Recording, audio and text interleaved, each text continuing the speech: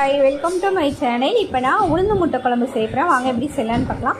அதுக்கு முன்னாடி வீடியோ பார்த்தீங்கன்னா லைக் பண்ணுங்கள், ஷேர் பண்ணுங்கள், மறக்காமல் சப்ஸ்கிரைப் பண்ணிக்கோங்க. தோசை, சப்பாத்தி, சாதத்து கூட சாப்பிட செம்ம டேஸ்ட்டாக இருக்கும். கண்டிப்பாக ட்ரை பண்ணி பாருங்கள்.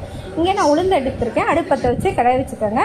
அதை உளுந்து நல்லா ட்ரை ரோஸ்ட் பண்ணிக்கோங்க. இந்த அளவுக்கு கலர் மாறினோன்னா கொஞ்சம் சூடு ஆறினதுக்கப்புறம் மிக்ஸி ஜாரில் போட்டு நல்லா பொடி பண்ணி வச்சுக்கோங்க. அதை பவுலில் மாற்றிக்கோங்க. மாற்றிட்டு அது கூட வெங்காயம், கொத்தமல்லி போட்டிருக்கேன். தேவையான அளவு உப்பு ஆட் பண்ணிக்கோங்க. 3 எக்கு நான் உடச்சி ஊற்றிக்கேன். நல்லா மிக்ஸ் பண்ணிக்கோங்க. மிக்ஸ் பண்ணிவிட்டு அதை ஓரமாக வச்சுருங்க. இப்போ நான் மறுபடியும் அடுப்பத்தை வச்சு கடாயை வச்சுருக்கேன். அதில் எண்ணெய் ஊற்றி கடுகு வந்து பொரிஞ்சிருச்சு. இப்போ வந்து அது கூட பெரிய சைஸ் வெங்காயம் அதை ஆட் பண்ணிக்கோங்க. கொஞ்சமாக கருவேப்பிலை.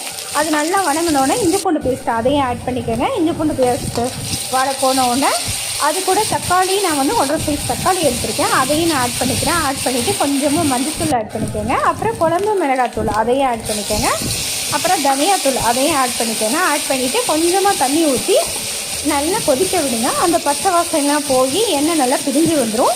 இப்போ நம்ம தேவையான அளவு தண்ணி ஊற்றி நல்லா கொதிக்க விடுங்க. அது கொதிச்சிட்ருக்க டைமில் நீங்கள் என்ன பண்ணுங்கள், அடுப்பை கடாய் வச்சுருக்கேன், தோசைக்கல் வச்சுருக்கேன், அதில் எண்ணெய் தடவி இப்போ நம்ம கலந்து வச்சுருக்க முட்டையை அதில் ஊற்றி கொஞ்சம் மொத்தமாகவே ஊற்றுங்க, மெலிசாக ஊற்றாதீங்க. மொத்தமாக ஊற்றி 2 சைடும் நல்லா பெரட்டி போட்டு இப்போ அதை எடுத்துருங்க. அவ்வளோதான். எடுத்துகிட்டு என்ன பண்ணுங்கள், அது கிழக்காக கட் பண்ணிக்கோங்க. கட் பண்ணிவிட்டு இப்போ குழம்பு நல்லா கொதிச்சிடுச்சு.